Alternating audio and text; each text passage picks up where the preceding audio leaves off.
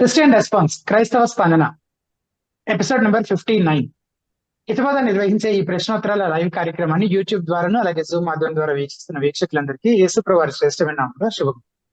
ప్రతి మంగళవారం లాగానే ఈ మంగళవారం కూడా ఈ రీతిని ఈ కార్యక్రమంలో పాల్గొనే కృపను ధన్యతను ప్రభు మనకి ఇచ్చినందుకు ప్రభువును స్తుతిస్తూ అనేకులు వారి ప్రశ్న అడిగే ఇటువంటి ప్లాట్ఫామ్ అడిగి సమాధానాలు వాక్యానుసారమైన సమాధానాలు పొందుకోగలిగే ఇటువంటి అవకాశాన్ని దేవుడు మనందరికీ కల్పించినందుకు ఆయన స్తుతిస్తూ ఈ రోజు కార్యక్రమంలో ఆయన సహాయం కొరకు వేడుకుంటూ చిన్న ప్రార్థన చేసి మనం ప్రారంభించుకుందాం. వీక్షకులతో నాతో పాటు ప్రార్థనలు ఏకీభవించాలని మనవి చేస్తున్నాం. ప్రార్థన. మహోన్నతుడ దయల తండ్రి, కృపగల మా ప్రభువా తండ్రి, మేము మా సొంత సామర్థ్యం మీద మా సొంత శక్తి పైన ఆధారపడితే మేము ఏమీ చేయలేము, కానీ దేవా కేవలము మేము అయోగ్యులము, బలహీనులము, అల్పులమని దేవ ప్రభువా మా స్థితి గురించి మేము ఒప్పుకుంటూ కన్ఫెస్ చేస్తూ మీ సహాయం కొరకు, మీ శక్తి కొరకు ప్రభా, మీ జ్ఞానం కొరకు వేడుకుంటున్నాము. ఈ కార్యక్రమం ఇన్ని ఎపిసోడ్స్ గా ముందుకు కొనసాగిస్తూ ప్రభా మీరు ఎంతగానో సహాయం చేస్తూ అందరికీ ఆశీర్వాదకరంగా దేవ ప్రభా మీరు దీనిని ముందుకు కొనసాగిస్తూ ఉన్న రీతిని అంతటిని బట్టి మీకు మరొకసారి నిండు వందనాలు కృతజ్ఞతలు చెల్లిస్తూ ఉన్నాం ప్రభా. ఈ రోజు కార్యక్రమంలో కూడా ఎటువంటి అంతరాయాలు లేకుండా ప్రశ్నలు అడగాలనుకునే వారు కూడా ప్రభా ఇన్ టైం జాయిన్ అయ్యి చక్కగా వారి ప్రశ్న అడగడానికి కృప చూపించండి. అలాగే దేవు గారు కూడా జవాబులు చెప్తున్నప్పుడు దేవ వాక్యానుసారంగా దేవ ప్రభా మరి తెలియని విషయాలు దేవ తెలియని ఒప్పుకుంటూ దేవ ప్రభా మరి ఇంతకాలం ఎలాగైతే ప్రభా ముందుకు తీసుకొని వచ్చారో దేవా తండ్రి తనకు తెలిసిన దాంట్లో నుంచి దేవ చెప్తున్న సమాధానాలు అందరికీ క్షేమాభివృద్ధి కలిగే విధంగా చక్కగా ప్రాపర్ గా ఫ్రేస్ చేసి కమ్యూనికేట్ చేయగలగడానికి అవసరమైన ప్రభా జ్ఞానమును, శక్తిని, దేవ సామర్థ్యమును మీరు తనకు అనుగ్రహించి మీరు వాడుకోనమని, మీ సిలువ చాటం మరుగుపరిచి ప్రభా మీరు మాత్రమే మహిం పొందుకోనమని మీ దాసుని దేవ మీ హస్తాలకు అప్పగించుకుంటూ దేవా ఈ కార్యక్రమం అంతట్లో మీ సహాయం కొరకు వేడుకుంటూ యేసునామమున స్తుతించి ప్రార్థించి వేడుకుంటున్నాము తండ్రి.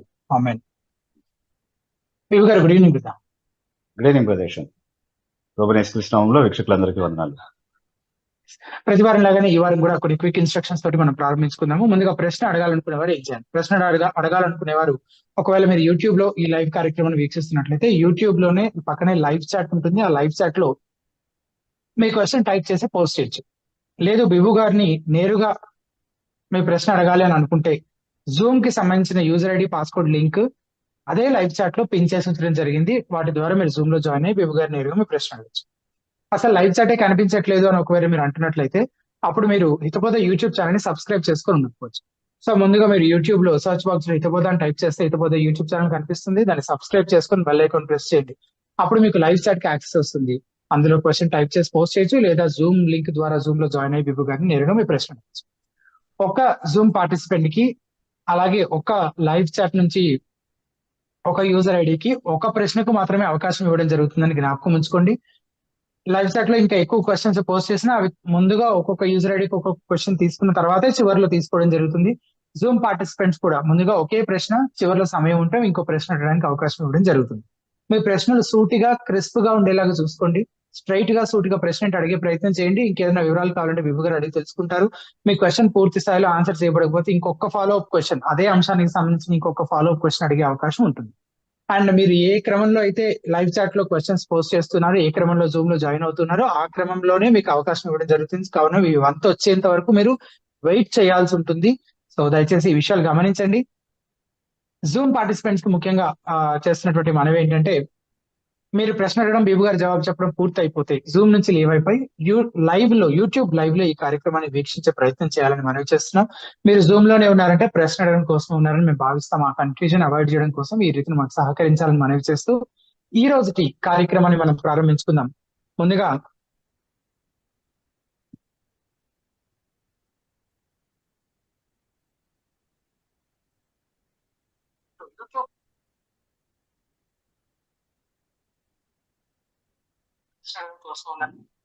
లైవ్ చాట్ లో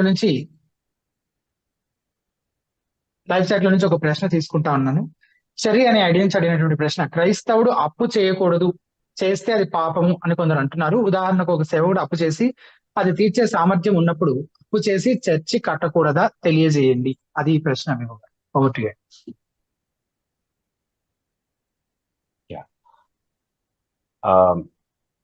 అప్పు చేస్తే అది పాపము అన్నది ఏ లేఖన ఆధారంగా చెప్తున్నారు అనేది మనకు తెలియదు. ఎందుకంటే అప్పు ఇవ్వడం పాపం కానప్పుడు అప్పు అడిగేవారికి తప్పకుండా ఇవ్వాలి, సహాయం చేయాలి అన్నటువంటి నియమం దేవుని వాక్యంలో ఉన్నప్పుడు తప్పు చేయమని దేవుడు నేర్పించట్లేదు, ఇంకొక వ్యక్తిని తప్పు చేయమని ప్రోత్సహించేలాగా కూడా దేవుడు ఆ మాటలు చెప్పట్లేదు కాబట్టి అప్పు చేయడమే పాపం కాదు, అప్పు చేసి అది తీర్చకపోవడం మాత్రమే పాపం. కాబట్టి ప్రశ్నలో ఉన్నటువంటి ఆ రెండో భాగంలో అడిగిన విధంగా ఒకవేళ అప్పు చేసి దాన్ని తీర్చే సామర్థ్యం ఉంటే గనక అది చేసి సంఘ నిర్మాణం చేయడమైనా ఇంకే మంచి పనైనా అవసరమైనటువంటి ఏ పని చేయడమైనా అది తప్పు, అది పాపం అని చెప్పడానికి ఎలాంటి అవకాశం ఉండదు. అప్పు చేయకూడదు అన్నది కాదు, అప్పు చేస్తే అది తీర్చగలిగేటటువంటి పరిస్థితిలో మనం ఉండాలి.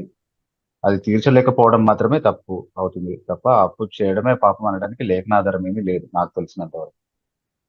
సో అది ఏ ఆధారంగా మీరు అడుగుతున్నారు, లేకపోతే ఆ ప్రశ్నకు తావిచ్చిన వచనాలు ఏమైనా ఉన్నాయా అనేవి మీరు ఏమైనా పంచుకోగలిగితే దాన్ని ఆధారం చేసుకుని ఇంకాస్త దాన్ని విశ్లేషించే అవకాశం ఉంటుంది. ఎస్ తర్వాత భాస్కర్ జీ అనే ఐడి నుంచి జూమ్ లో జాయిన్ అయినటువంటి వారు మీరు అన్మ్యూట్ చేసుకొని మీ పేరు మీ ఊరు చెప్పి మీ ప్రశ్న అడగండి.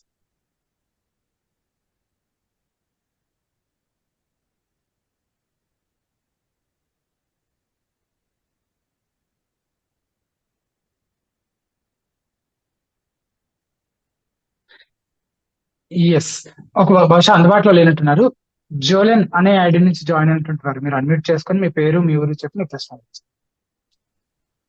హలో ఎస్, బ్రదర్, వందనాలు బ్రదర్. వందనాలు కదా. మీ పేరు? నా పేరు జోలెన్ రైట్. ఎస్, ఎక్కడి నుంచి జాయిన్ అవుతున్నారు? విజయవాడ నుంచి బ్రదర్. విజయవాడ నుంచి. ఎస్ బ్రదర్, మీ ప్రశ్న చెప్పండి బ్రదర్. నా ప్రశ్న ఏమి లేదు బ్రదర్, జస్ట్ అంటే కామన్ గా ఉంటుంది. అంటే ఈయన సంఘాలు ఉన్నాయి కదా, మనం ఏ సంఘానికి ఆరాధించడానికి వెళ్తే మనకి లేఖనానుసారంగా ఉంటది అనేది నా డౌట్ అనమాట. వాక్యానుసారంగా ఎటువంటి సంఘానికి వెళ్ళాలి? అవునండి. యాక్చువల్లీ ఆన్సర్ కూడా మీ క్వశ్చన్ లోనే ఉంది బ్రదర్ కొంతవరకు. అంటే వాక్యానుసారంగా ఉన్న సంఘానికి వెళ్ళాలి అన్నది సమాధానం దానికి. చాలా సంఘాలు వాక్యానుసారంగా లేవు, ఎక్కువ శాతం సంఘాలు వాక్యానుసారంగా లేవు అన్నది ఒక వాస్తవం, చాలా బాధాకరమైనటువంటి వాస్తవం. దాన్ని మనం ఒప్పుకోవాలి, దాన్ని గుర్తించగలగాలి కూడా. సంఘము ఒక స్థానిక సంఘము ఏ బాధ్యతలు నిర్వర్తించాలి అన్నది వాక్యంలో బోధించబడిందో మనకు చాలా స్పష్టంగా తెలుసు వాక్యం చదువుతున్నప్పుడు. అవన్నీ కూడా చేయడానికి వెసులుబాటు కల్పించి వాక్యానుసారంగా దేవుని ప్రజల్ని సంఘపరంగా మన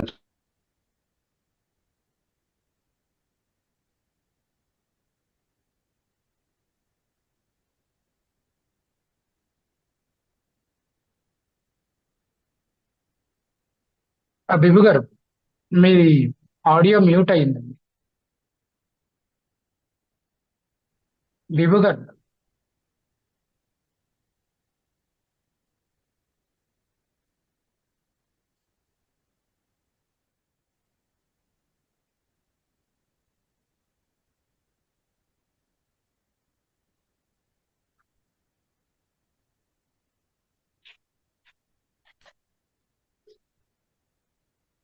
దానికి ప్రాధాన్యత ఇచ్చేటటువంటి సంఘానికి మనం వెళ్ళాలి. అంటే సహోదరుల మధ్యలో ఐక్యతను, బిబు గారు, ప్రేమను. సారీ అండి, మీరు మధ్యలో మ్యూట్ అయిపోయింది మీది, ఇప్పుడే వినిపిస్తుంది మీ మాట. ఓ, స్టార్టింగ్ నుంచి ఏమి వినిపించలేదా? ఆ స్టార్టింగ్ లో కొంత వినిపించిందండి. అంటే అది చాలా వరకు సంఘాలు వాక్యానుసారంగా లేవనేది బాధాకరమైన వాస్తవం అని ఆ మాటలు మాత్రం వినిపించింది.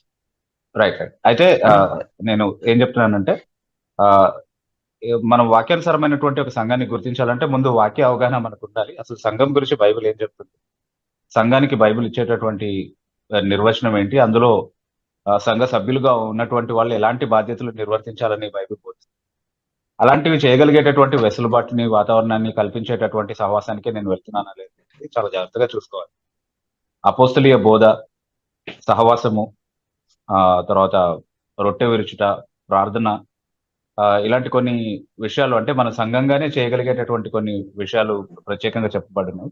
అంటే ప్రార్థన అంటే సంఘముగా కలిసి ప్రార్థన చేయడం అనేది, వ్యక్తిగత ప్రార్థన గురించి కాదు అక్కడ చెప్పబడింది. అపోస్తుల కార్యములు 2వ అధ్యాయం 42వ వచనాన్ని గురించి మాట్లాడుతున్నాను నేను. సో అందులో చెప్పబడినటువంటి ఇంకా అలాంటి సంఘ విధులుగా చెప్పబడినటువంటి విషయాలు ఏవైతే ఉన్నాయో వాటిలో మనల్ని బలపరిచి ప్రభువుకు విధేయత చూపించే విధంగా మంచి సంఘస్థులుగా మనము క్రైస్తవ సంఘస్థులుగా ఉండడానికి మనకు ప్రోత్సాహాన్ని ఇచ్చేటటువంటి ఒక మంచి చర్చ్ ని ఐడెంటిఫై చేసి వెళ్ళడం అనేది డెఫినెట్లీ అవసరం బ్రదర్. సో అపోస్తలీయ బోధకు ఎంతవరకు స్థానం ఇస్తున్నారు? వాళ్ళ సొంత అభిప్రాయాలు, అనుభవాలు, ఆచారాలు చెప్తున్నారా, లేకపోతే అపోస్తలీయ బోధ పైన కట్టుబడినటువంటి సంఘమా?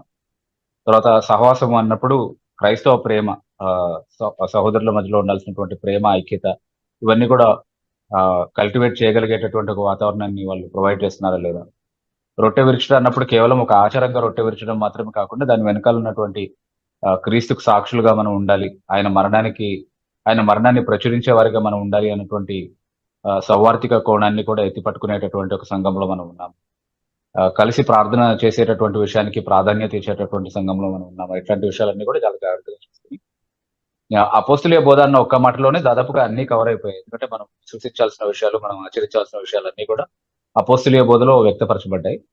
దానికి సరైనటువంటి స్థానం ఇచ్చేటటువంటి ఒక సంఘంలో మనం సభ్యత్వం కోరుకోవాలి. ఇప్పుడు ఏదో సంఘానికి వెళ్ళాలి కదా కాబట్టి ఇంటి పక్కనే ఉన్న సంఘం చూసుకోవడము, లేకపోతే ఏదో ఒక సంఘానికి వెళ్ళకపోతే మంచిది కాదని చెప్పి అది వాక్యానుసారంగా లేకపోయినా రాజీ పడుతూ అక్కడికి వెళ్ళటం, అట్లాంటివి మనం చేయకుండా జాగ్రత్త పడాలి. వాక్యానుసారమైన సంఘం కోసమే మనం కనిపెట్టాలి, ప్రార్థన చేయాలి.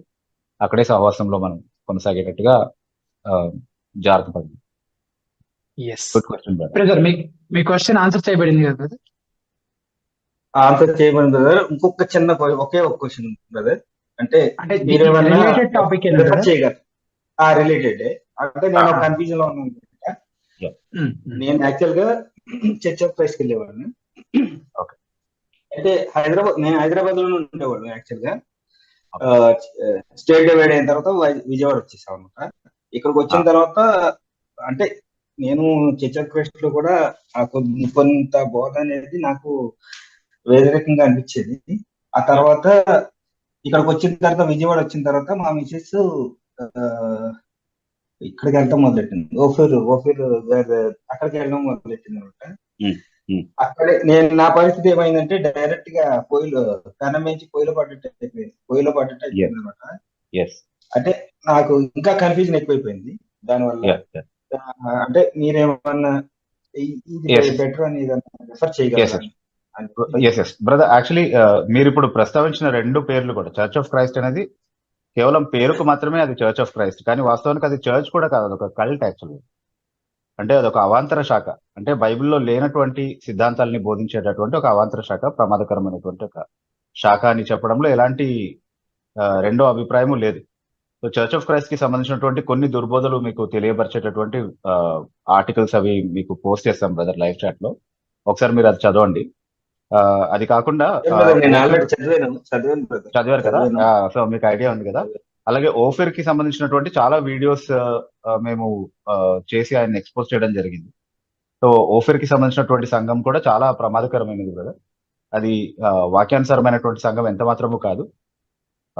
సో అంటే ఈ రెండు సంఘాలు మీరు ఏవైతే ప్రస్తావించారో ఇవి మాత్రం ఖచ్చితంగా మీరు యాక్సెప్టబుల్ కాదండి. అసలు అది సిద్ధాంతపరంగా కావచ్చు, లేకపోతే వ్యక్తిగత ఆచరణ విషయంలో కావచ్చు, ఏ విధంగా అయినా సరే ఇట్ ఈస్ నాట్ హెల్దీ. చాలా అన్హెల్దీ చర్చెస్ ఇవి రెండు కూడా. చర్చెస్ అని పిలువబడడానికి కూడా అసలు మనం పరిగణలోకి తీసుకోవడానికి వీల్లేదు. మీరుండే ప్లేస్ లో ఎక్కడైనా సంఘ సంస్కరణకు సంబంధించినటువంటి సిద్ధాంతాలు ఏవైతే ఉన్నాయో, రిఫార్మ్డ్ టీచింగ్స్ ఏవైతే ఉన్నాయో, వాటికి సంబంధించినటువంటి సంఘాలు ఏమైనా ఉంటే వాటికి ప్రిఫరెన్స్ ఇవ్వమని నేనైతే చెప్తాను ఎప్పుడు కూడా. అంటే డెఫినెట్ గా వాక్యానుసారంగా నడిపించేటటువంటి కమిట్మెంట్ తోనే రిఫార్మ్ చర్చెస్ ఉంటాయి. సభ్యులు చాలా తక్కువ ఉంటారు జనరలీ, ఎందుకంటే అది అట్రాక్టివ్ గా ఏమి అనిపించదు పెద్దగా, కాకపోతే వాక్యానికి నమ్మకంగా ఉండి కట్టుబడి ఉంటారు. సో మీరు ఉండేటటువంటి చర్చ్, ఒకవేళ మీ పర్సనల్ డీటెయిల్స్ ఏమైనా ఇక్కడ జూమ్ చాట్ లో కమ్యూనికేట్ చేయగలిగితే నేను కనుక్కొని మీకు చెప్పగలను. ఒకవేళ మీరు వెళ్ళగలిగేటటువంటి మంచి సంఘం మీ ఏరియాలో ఏదైనా ఉంటే కనుక నేను గైడ్ చేయగలను. నెంబర్ ఏమంటారు? ఎస్ బ్రదర్, జూమ్ చాట్ లో ఉన్న బ్రదర్స్ కి ఎవరికైనా అంటే ఎవరైనా కమ్యూనికేట్ చేస్తారు మీతో పర్సనల్లీ, సో మీరు వాళ్ళకి మాత్రమే ఇవ్వండి. నేను చాట్ లో పెట్టాను. థ్యాంక్ యూ అండి. తర్వాత Dinesh, sorry Sam from Vizag అనే ఐడియల్ స్టాండ్ అంటుంటారు. మీరు అన్మ్యూట్ చేసుకొని మీ పేరు, మీ ఊరు చెప్పి మీ ప్రశ్న. ప్రజలు బ్రదర్ యశ్వంత్ గారు, బిబు గారు. బ్రదర్, నా క్వశ్చన్ ఏంటంటే క్రిస్మస్ గురించి. ఆ, అంటే మీ పేరు మీరు ఊరు రాసిన చెప్పలేదు. అక్కలే. Sorry brother. నేను శ్యామ్ మాట్లాడుతున్నాను వైజాగ్ నుంచి. Yes brother.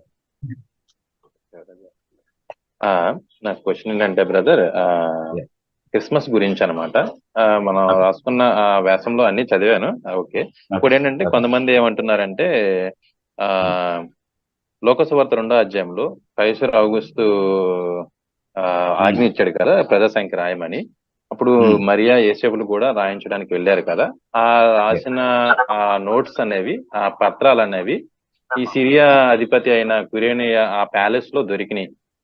ఓకే. ఆ రాసిన టైంలో ఎగ్జాక్ట్ గా December 25th ఆ టైంకి వచ్చే టైంలో గెగెండ్రియన్ క్యాలెండర్ కి ఈక్వల్ గా ఆ రాసిన యూదుల మంతలన్నీ దీనికి చూస్తే ఆ December 25th అని చెప్పి మనకు తెలుస్తుంది. అది ఇప్పటికీ జర్మన్ మ్యూజియం లో ఉంది అని చెప్పి కొంతమంది అంటున్నారు అనమాట.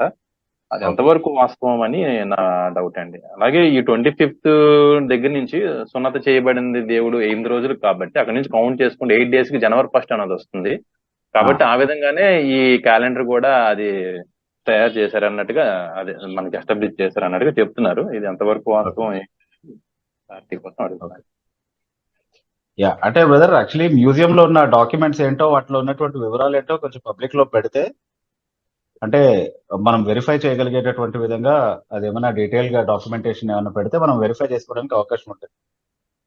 ఆ మ్యూజియంలో ఈ మ్యూజియంలో ఉందని చెప్పుకుంటున్నారు తప్ప అది అంటే ఇంకా అది అలా ఉందని వాళ్ళు చెప్పారు కాబట్టి మనం దాన్ని యాక్సెప్ట్ చేయాలన్నటువంటి ఆర్గ్యుమెంట్ అయితే తీసుకోలేము. సో వాళ్ళ దగ్గర ఉన్నటువంటి ప్రాపర్ ఎవిడెన్సెస్ ఏంటి, దానికి ఉన్నటువంటి ఆథెంటికేషన్ ఏంటి, అది అప్పటి డాక్యుమెంట్ అయినా కాదా, ఇట్లాంటివన్నీ కూడా కొంచెం డీటెయిల్ స్టడీతో ఒకవేళ బయట పెట్టగలిగితే బాగుంటుంది. నాకు తెలుసు మీరు కోన శౌరిబాబు గారి అనాలిసిస్ చెప్తా ఉన్నారు బేసికలీ. మీరు ఆ సోర్స్ నుంచి విని ఉంటారు, లేకపోతే ఇంకేదన్నా కొండవేటి బాబురావు గారని. అదే కొండవేటి బాబురావు గారు కూడా అదే చెప్తారు. సో మీరు ఈ 2 సోర్సెస్ బేసికలీ దీని గురించి ప్రస్తావించదు మనకు తెలిసిన సర్కిల్స్ లో. సో దాన్ని అందులో కూడా అంటే మీరు కోన శౌరి బాబు గారి ప్రజెంటేషన్ విన్నా అందులో ఇన్కన్సిస్టెన్సీస్ చాలా కనిపిస్తాయి.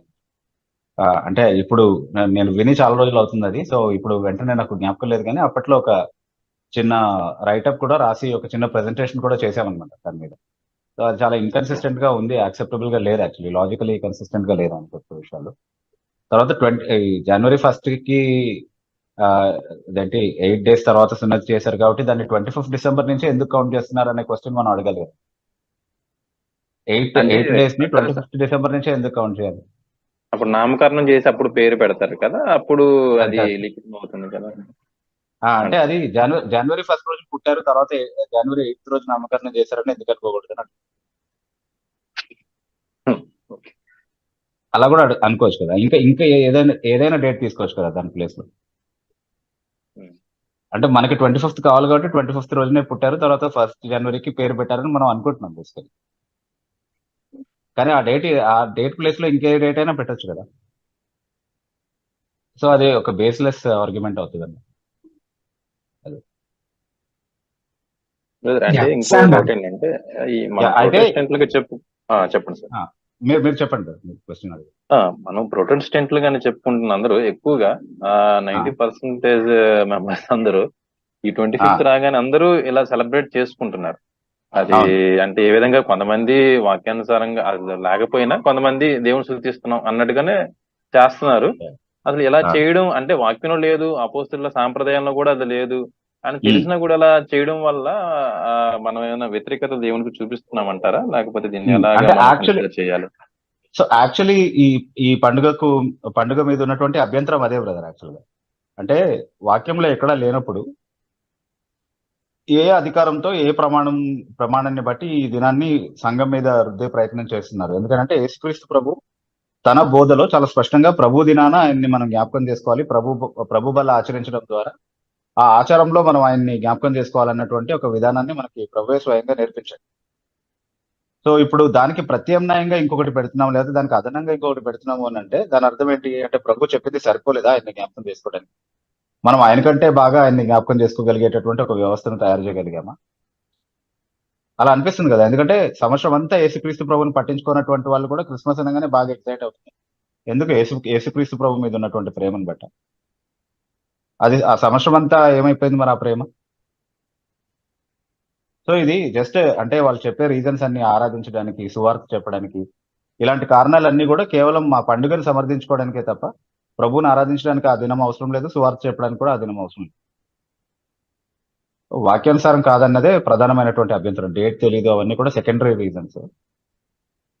కానీ డేట్ కి ఆధారం ఉందా లేదా ఇవన్నీ కూడా సెకండరీ రీజన్స్. కానీ అంటే ప్రభు ఇలా జ్ఞాపకం చేసుకోమని మనకు నేర్పించాడు కదా, ఆ విధానం సరిపోలేదు కాబట్టి ఇంకొకటి పెట్టుకుంటున్నాము మనం అదనంగా అనేది ఆన్సర్ చేయాల్సినటువంటి ప్రశ్న. ఒకవేళ సరిపోతే దాంతో ఎందుకు సరిపెట్టుకోవట్లేదు మీరు?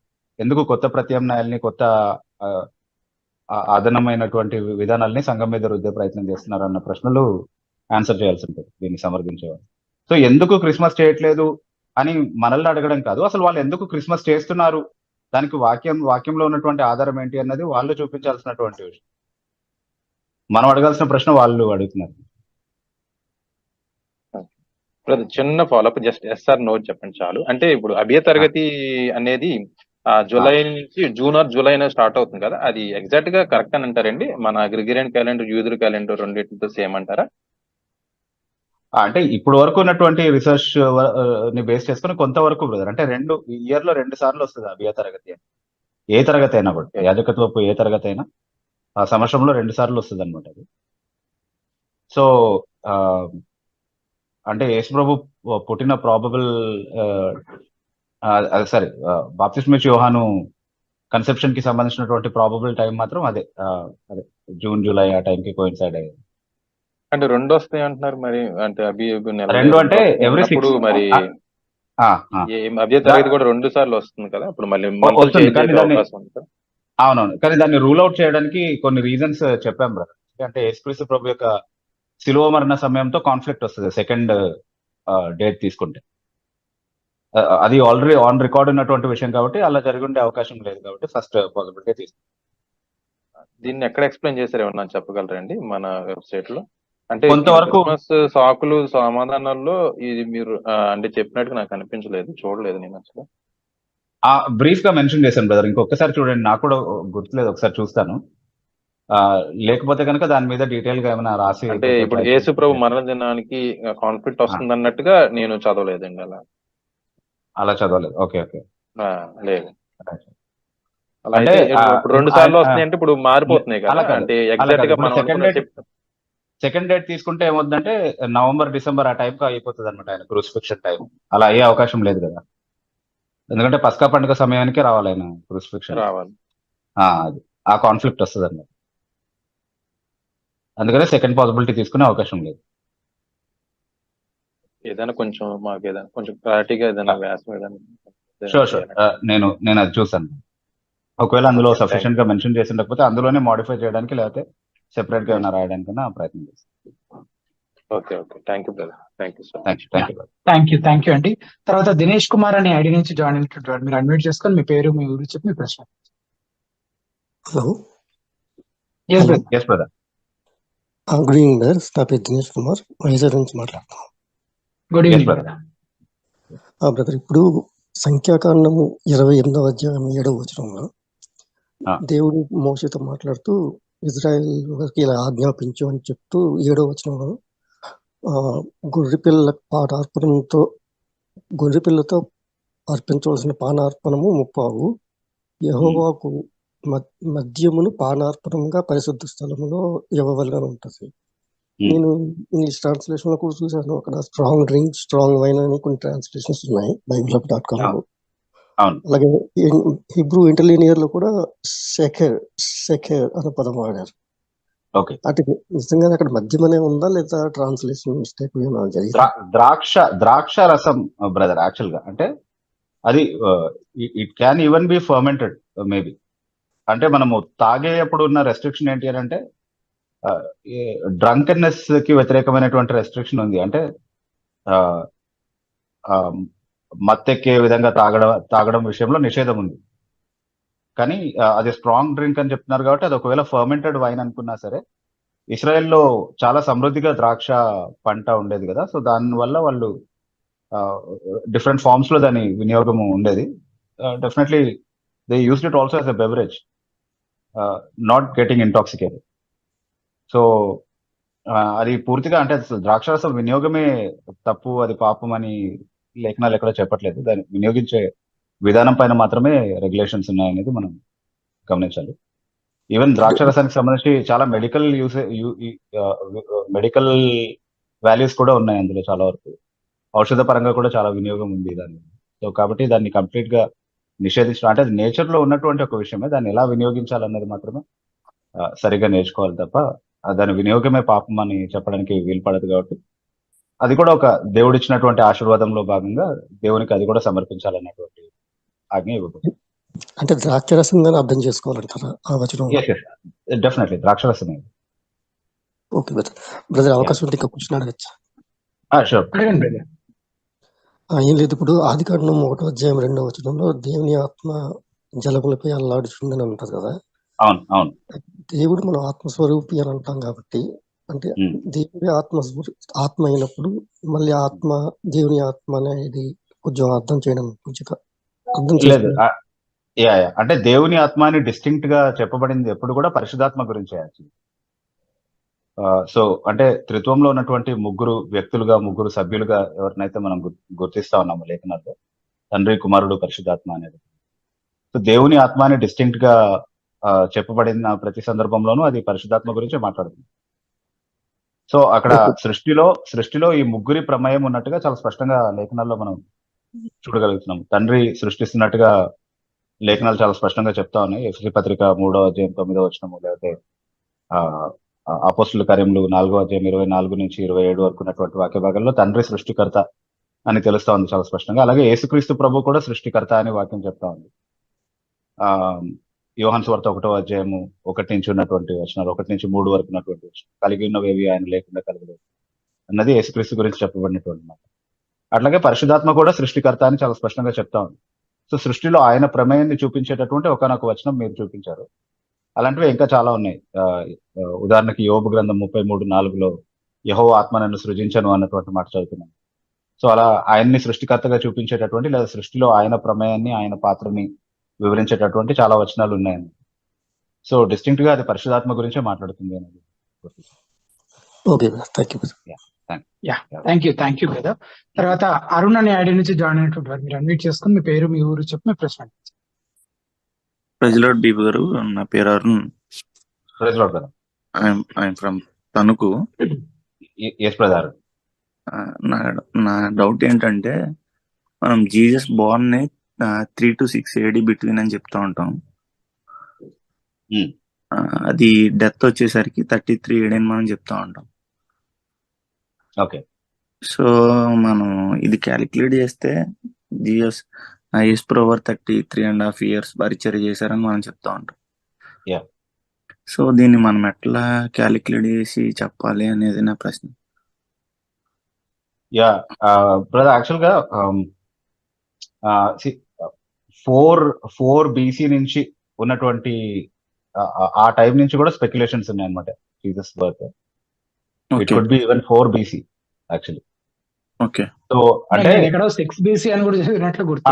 6 BC అని కూడా నేను చదివినట్టు గుర్తు. 6 BC to 4 AD వరకు ఏదైనా పాసిబిలిటీ ఉండొచ్చు యాక్చువల్ గా. కానీ మనము ఆయన బాప్తిస్మం తీసుకున్నప్పుడు దాదాపుగా 30 సంవత్సరాల వయసు ఉన్నాడు అని చెప్పిన మాటని బట్టి ఆ తర్వాత ఉన్నటువంటి పస్కా పండుగలు 3 అంటే 3.5 సంవత్సరాలకి కోయిన్సైడ్ అయ్యే విధంగా ఆయన పరిచర్య డ్యూరేషన్ కనబడుతుంది. కాబట్టి లేఖనాల వివరాలన్నీ కూడా మనం క్రోడీకరించి అర్థం చేసుకున్నప్పుడు దాన్ని బేసిస్ గా మనం 33.5 సంవత్సరాలు ఆయన భూమి మీద ఉన్నారని చెప్పగలుగుతాం తప్ప స్క్రిప్చరల్ బేస్.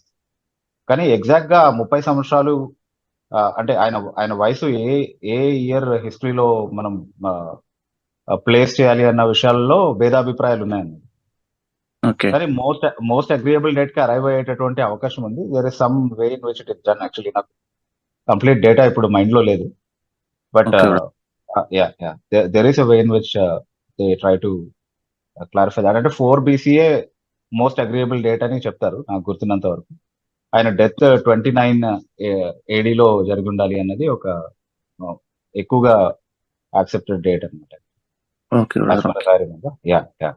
సో ఆ క్రీస్తు శాస్త్రం అనేటటువంటి పుస్తకం ఉంది బ్రదర్. అందులో దానియేలు ప్రవచనాన్ని వివరించేటటువంటి భాగంలో దీనికి సంబంధించినటువంటి కొంచెం వివరాలు ఉంటాయి. మీకు ఆ లింక్ పెడతారు ఇక్కడ దీంట్లో బ్రదర్, క్రీస్తు శాస్త్రం అనే పుస్తకం లింక్. So okay.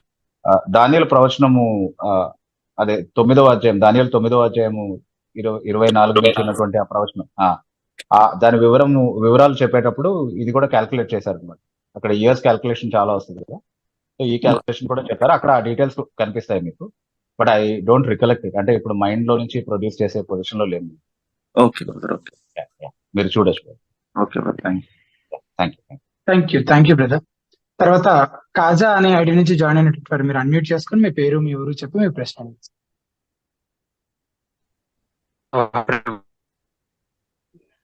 బ్రదర్ నా పేరు కాజా, నేను హైదరాబాద్ నుంచి కాల్ చేస్తున్నాను. హలో బ్రదర్ కాజా, ఆఫ్టర్ లాంగ్ టైం. అవును బ్రదర్. థ్యాంక్ యూ బ్రదర్, నా ప్రశ్న ఏంటంటే ఇప్పుడు మనం చనిపోయే ప్రతి క్రైస్తవుడు పరలోకానికి వెళ్ళిపోతారా, లేక పరదేశియా, లేకపోతే ఇంకో ప్లేస్ అన్నట్టు, దాని గురించి నా ప్రశ్న.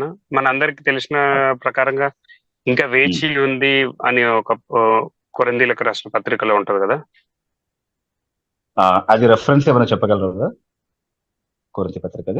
బహుశా 11వ అధ్యాయంలో అనుకుంటా, ఫస్ట్ కొరింథీ సెకండ్ కొరింథీలో.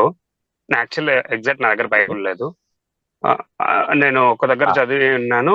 ఏమని ఉంటదంటే అక్కడ ఇంకా వాగ్దానము నిలిచి ఉంది, మనందరం ఒక్కటిగా అయినప్పుడు అని ఒక వర్డ్ ఉంటుంది. సో దాని ఆ రెఫరెన్స్ మీరు ఒకవేళ తీయగలిగితే తర్వాత అడగండి మళ్ళీ. కానీ ప్రస్తుతానికి మీరు అడిగిన first part of the question కి మాత్రం చాలా ప్లెయిన్ గా అపోజిట్ అయిన పౌలు మాటల్లో మనకి ఆన్సర్ కనిపిస్తూ ఉంటది. పౌలు ఏమంటాడంటే, నేను శరీరంలో లేకుండుట క్రీస్తుతో కూడా ఉండటమే కదా అన్నటువంటి మాట ఫిలిప్పీ పత్రికలో ఆయన చెప్పడం చాలా స్పష్టంగా చూస్తాం. For me to be absent in the body is to be present with Christ. So నేను శరీరం నుండి వెడలిపోయి క్రీస్తుతో ఉండాలని కోరుతున్నాను అన్నటువంటి మాటలు చెప్తా ఉంటాడండి. అంటే దాన్ని బట్టి మనం అర్థం చేసుకోవాల్సింది ఏంటి అంటే, క్రైస్తవునికున్న నిరీక్షణ ఏంటి అంటే, నేను చనిపోయిన వెంటనే క్రీస్తుతో కూడా ఉంటాను. కాకపోతే నా ఆత్మ క్రీస్తు దగ్గరికి వెళ్తుంది, నా శరీరం ఇక్కడే విడిచిపెట్టబడుతుంది. యేసుక్రీస్తు ప్రభు యొక్క 2వ రాకడలో నా ఆత్మ మహిమపరచబడినటువంటి నా శరీరంతో జత చేయబడుతుంది. అప్పుడు నేను శరీరంతో కూడా మహిమలో చేర్చబడతాను. శాశ్వతంగా నేను మహిమపరచబడినటువంటి శరీరంతో యేసుక్రీస్తు ప్రభుతో ఉంటాను. అది భవిష్యత్తులో జరగబోయేటటువంటి విషయం. కాకపోతే చనిపోయినప్పుడు నా ఆత్మ మాత్రం క్రీస్తు దగ్గరికే తప్పకుండా వెళ్తుంది అనేది పౌలు మాటల్లో చాలా ఖచ్చితంగా మనకి ఇవ్వబడినటువంటి నిరీక్షణ. అంటే క్రీస్తు దగ్గరికి వెళ్తాది అంటే క్రీస్తు తండ్రి దగ్గర ఉంటాడు, తండ్రి పరలోకంలో ఉంటాడు, అలా అర్థం చేసుకోమంటారా? Yes, exactly. అంటే చనిపోయిన ప్రతి వ్యక్తి క్రీస్తు నమ్మిన వ్యక్తి దేవుని దగ్గరికి వెళ్ళిపోతారు, అంటే పరలోకం. దేవుని నమ్మని వారు నరకం, అంతేనా బ్రో? యాతన అనుభవించే స్థలం అని చెప్పబడింది కదా, లాజరు ధనవంతుని కథ లూకాసు వార్త. మరి ఇట్లా అనుకుంటే మరి యేసుక్రీస్తు ప్రభు తిరిగి వచ్చినప్పుడు తీర్పు దినమందు దాన్ని ఏ విధంగా అర్థం చేసుకోమంటారు? అందుకే చెప్పాను నేను, యేసు ప్రభు తిరిగి వచ్చినప్పుడు ఏం జరుగుతుంది అని అంటే, ఇక్కడ విడిచిపెట్టబడినటువంటి శరీరం, కుళ్ళిపోయినటువంటి శరీరం, కృషిస్తున్నటువంటి శరీరం, లేదా ఉనికిలో కూడా లేనటువంటి శరీరం, కుళ్ళిపోయి మొత్తము పాడైపోయినటువంటి ఆ శరీరము, అది మరలా మహిమ శరీరం అంటే ఈ క్షయమైనది అక్షయతను ధరించుకుంటుంది అని మొదటి కొరింథీ పత్రిక 15వ అధ్యాయంలో పునరుద్ధానం గురించి మాట్లాడుతున్నాడు. సో మనం పునరుద్ధానులుగా లేపబడతాం. అప్పుడు మహిమ శరీరాలతో లేచి శరీరంతో మనం పరలోకంలో యేసుక్రీస్తు ప్రభు సన్నిధిలో ఉంటాము నిత్యము. అప్పుడు క్రీస్తు సారూప్యాన్ని పూర్తిగా మనము పొందిన వారిగా, అంటే క్రీస్తు సారూప్యంలోనికి మార్చబడిన వారిగా అవుతాము అన్నటువంటి మాట చెప్పబడింది. చాలా వచనాల ఆధారంగా మనం చెప్పుకోవచ్చు అన్నమాట. అంటే ప్రభువుని చూసినప్పుడు మనం ఆయన్ని పోలిన వారిగా అవుతాము అని మొదటి యోహాను పత్రిక 3వ అధ్యాయం 2-3 వచనాల్లో చెప్తా ఉన్నాడు. సో అలాగే ఎవరైతే తీర్పు కొరకు అదే యాతన అనుభవించేటటువంటి స్థలంలో వారి ఆత్మ ఉంచబడిందో వారు కూడా సశరీరులుగా లేస్తారు. కానీ నిత్య శిక్షకు వాళ్ళ శరీరాలు లోబర్చబడే విధంగా వాళ్ళు శిక్ష కొరకే లేపబడతారు అన్నటువంటి మాట. మీరు దానియేలు గ్రంథం 12వ అధ్యాయంలో కూడా 3వ వచనం 2-3 వచనాల్లో చదివితే ఆ మాటలు 1-2-3 వచనాలు చదివితే చాలా క్లియర్ గా అంత్య దినం అంటే చివరి దినంలో, తీర్పు దినంలో ఏం జరగబోతుంది అన్నటువంటి వివరణ అక్కడ కనబడుతుంది. సో ఆ డిఫరెన్స్ అర్థం చేసుకోవాలి బ్రదర్. ఇక్కడ ప్రస్తుతం చనిపోయేటప్పుడు బాడీలో ఏమీ జరగదు, ఓన్లీ మన ఆత్మ మాత్రమే వెళ్తుంది. Okay, thank you brother. Yes, brother. Follow up question తర్వాత మీరు జూమ్ లో వెయిట్ చేయొచ్చు బ్రదర్. ఒకవేళ ఆ, ఇంకా సమయం ఉంటే కనుక మీకు తప్పకుండా అవకాశం ఇస్తాం. Thank you. Yeah. Thank you. తర్వాత దివ్య అనే ఐడి నుంచి జాయిన్ అయినటువంటి వారు మీరు అడ్మిట్ చేసుకొని మీ పేరు మీ ఊరు చెప్పి మీ ప్రశ్న.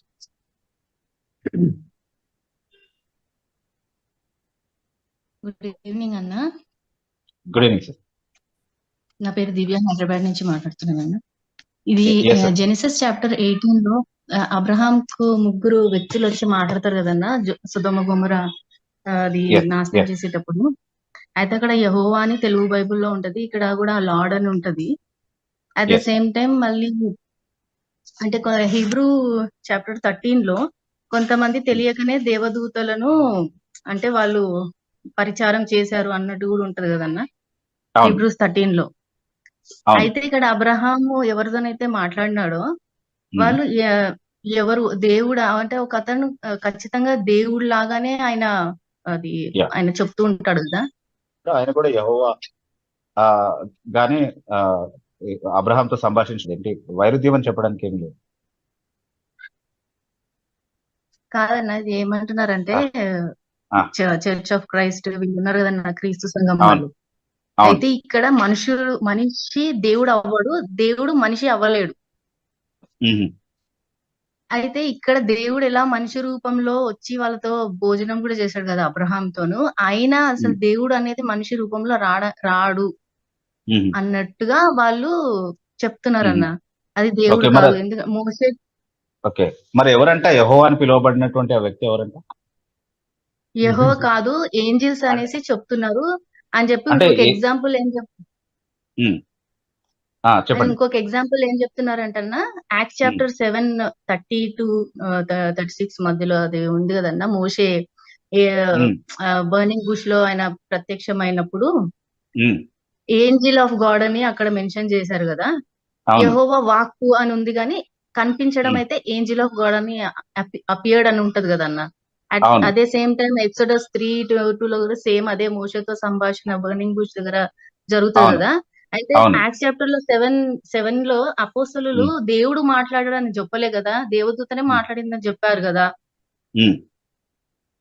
సో ఇక్కడ ఓకే, కనిపించినారు అబ్రహాంతో కానీ మోషేతో కానీ సినాయి పర్వతం మీద కానీ దూత తప్ప దేవుడు మ్మ్. కాదు అనేసి వాదిస్తున్నారన్న. Okay. So actually church of Christ వాళ్ళ ఆ, దుర్బోధలు చాలా పెద్దవి, చాలా ఎక్కువ వచనాలు వాళ్ళు వాడుకుని దాన్ని సమర్థించే ప్రయత్నం చేస్తారు. దానికి డీటెయిల్డ్ ఆన్సర్స్ కొన్ని ఆర్టికల్స్ లో మేము ఆల్రెడీ రాసాము. ఇప్పుడు మీరు అవి చదవండి. మీకు లింక్స్ పెడతారు. యెహోవా దూత ఎవరు అనేది, అంటే మోషేకి కనిపించినటువంటి యెహోవా దూత, లేకపోతే ఇంకా చాలా మంది భక్తులకు కనిపించినటువంటి యెహోవా దూత ఎవరు అన్నటువంటి విషయాన్ని మీరు ఆ బర్నింగ్ బుష్ సందర్భమే ఒకసారి క్లియర్ గా చదివితే ఆ నీ పేరేంటి అని అడుగుతాడు ఆ సందర్భంలో ఆ మోషే. అంటే నీ పేరేమని వాళ్ళు అడుగుతారు, వాళ్ళకి ఏం పేరు చెప్పాలి అని అడుగుతాడు. అప్పుడు తన పేరు యెహోవాగా బయలుపరుచుకున్నది ఆ సందర్భంలోనే, నేను ఉన్నవాడను అన్నటువంటి మాట వాళ్ళకి ఆయనకి ప్రత్యక్షపరిచింది ఆ సందర్భంలో అనమాట. తనను తాను ఉన్నవాడు అని పిలుచుకున్నది ఎవరు అని అంటే ఆ దేవదూతగా సంబోధించబడినటువంటి వ్యక్తి. సో ఆయన యెహోవా వద్ద నుండి పంపబడినటువంటి యెహోవా.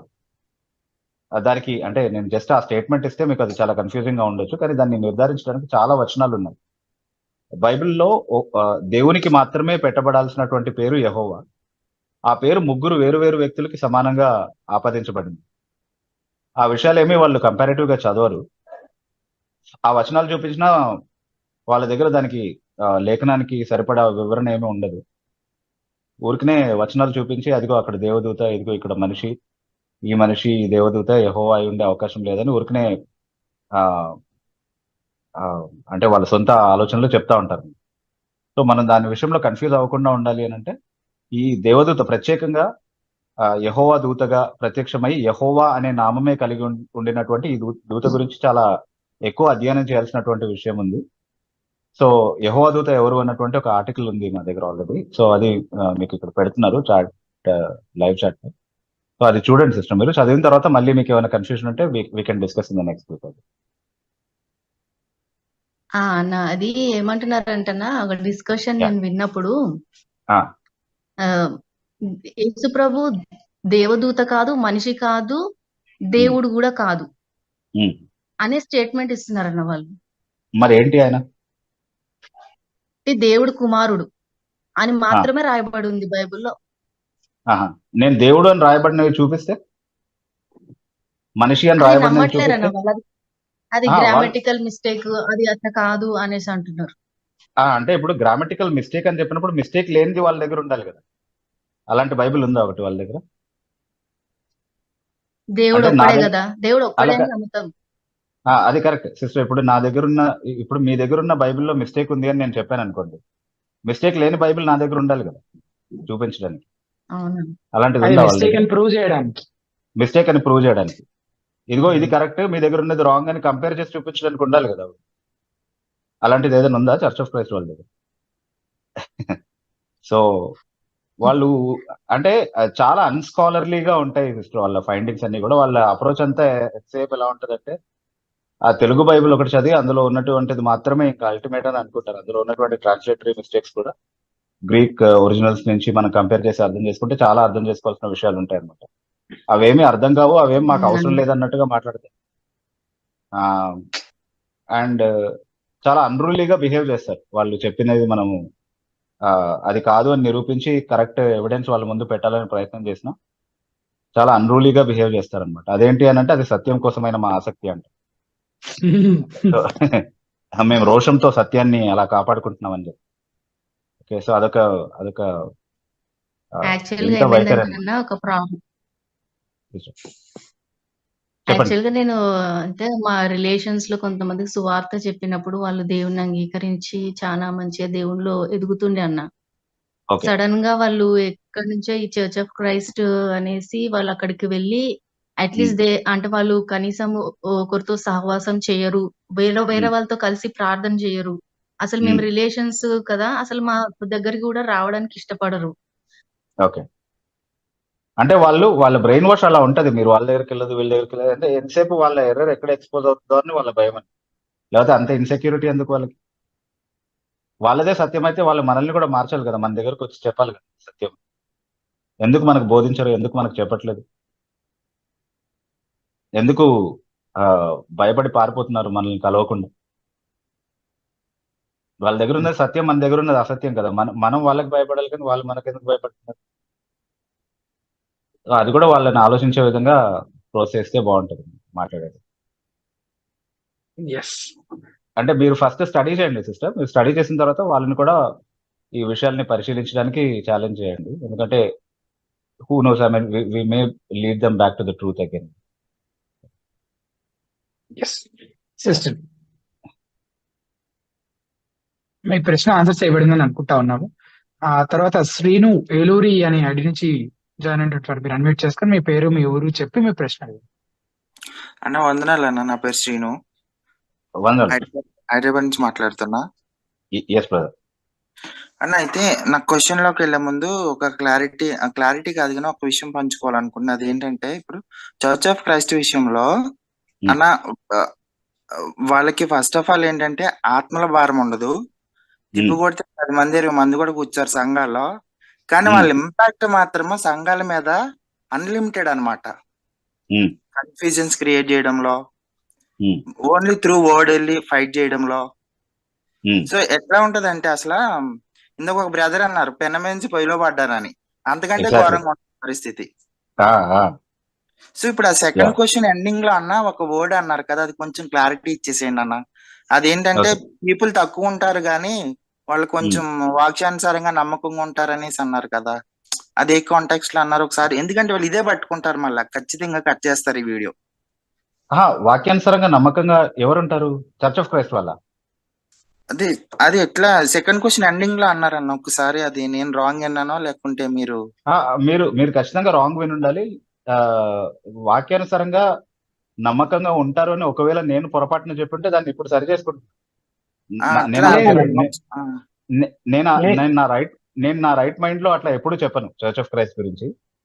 ఒకవేళ నేను పొరపాటున చెప్పారు రిఫార్మ్ చర్చెస్ గురించి చెప్పారు. నేను రిఫార్మ్ చర్చెస్ గురించి చెప్పాను బ్రదర్ వాక్యానుసారంగా. సార్ అచ్చా, ఫస్ట్ క్వశ్చన్ గురించి అడుగుతున్నారేమో మీరు? ఫస్ట్ సెకండ్ క్వశ్చన్ ఎండింగ్ లో అన్న, సెకండ్ క్వశ్చన్ ఎండింగ్ లో ఫినిషింగ్ టచ్ ఇస్తూ అన్నారు.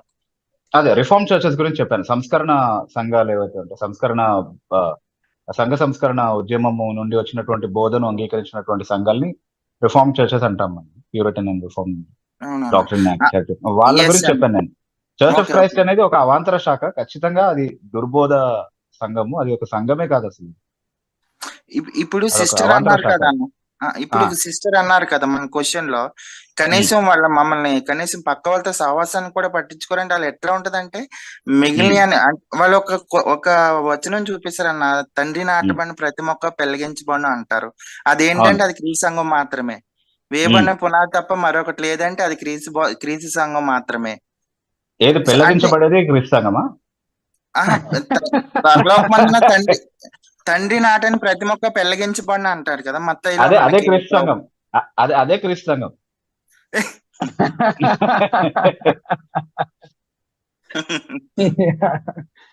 అంటే వాళ్ళది మనకు వాడతారు, మనం వాళ్ళకి వాడతాం, కానీ ఎవరికి వర్తిస్తుంది అనేది చివరికి లేఖనాల్లో నుంచి నిర్ధారించుకోవాలి మనం. అదే విషయం. అంటే ఒక అడ్డమైన వాదన అన్న. ఏంటంటే వీళ్ళు చదవరు, అనాలిసిస్ చెయ్యరు, బుక్స్ బైబిల్ అది మనం బైబిల్ ఒకటే మాట్లాడతారంటే మళ్ళీ అంటే బైబిల్ తప్ప మీకు వేరే ఎక్కువ అయిపోయినాయా? ముందు బైబిల్ కదా ప్రామాణికం. అంటే ఏలికేస్తే ఏదో అంటారు కదా, తలకేస్తే కాలుకి, మెడకేస్తే ఏలికని, సో అట్లా వస్తారనమాట. మాట్లాడలేకుండా చేసేస్తారు. ఆత్మల భారం ఉండదు, చర్చిలు నిండుగా కనపడవు, హౌస్ విజిటింగ్లు ఉండవు, ఆ స్వస్థత వరాలు లేవంటారు, ఎవరి గురించి భారంగా ప్రార్థన చేయరు. అంత వ్యతిరేకం, కంప్లీట్ గా వ్యతిరేకం. వీళ్ళు శాస్త్రుల పరిచయాలకి వెళ్ళే పర్యాయ పదం మనకి ఇప్పుడు.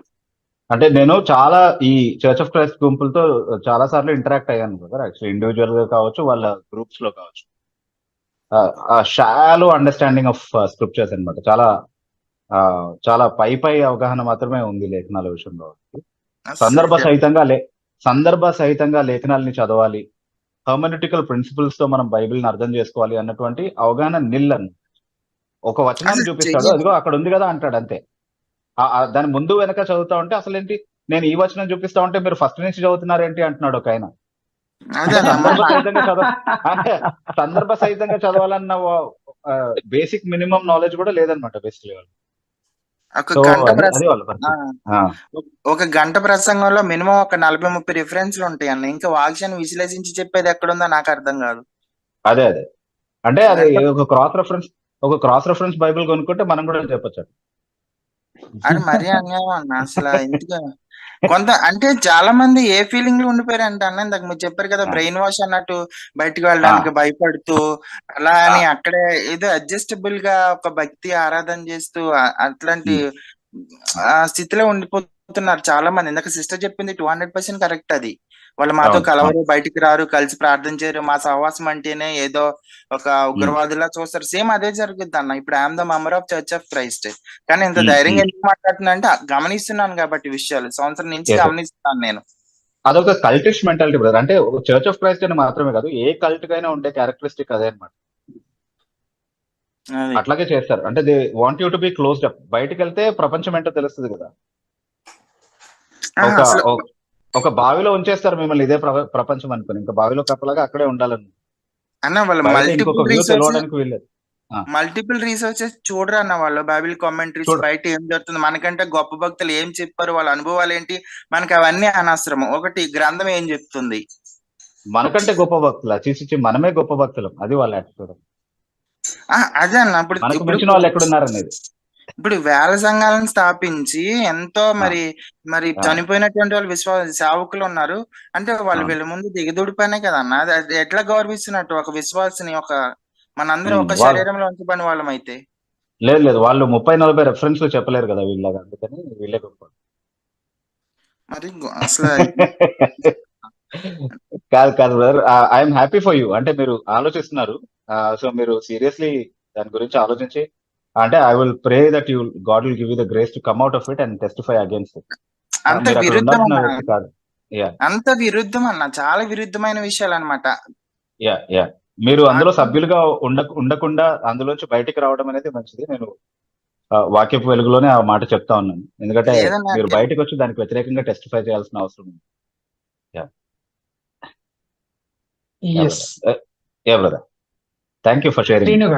థ్యాంక్ యూ సో మచ్ అండి. తర్వాత లైవ్ చాట్ లో నుంచి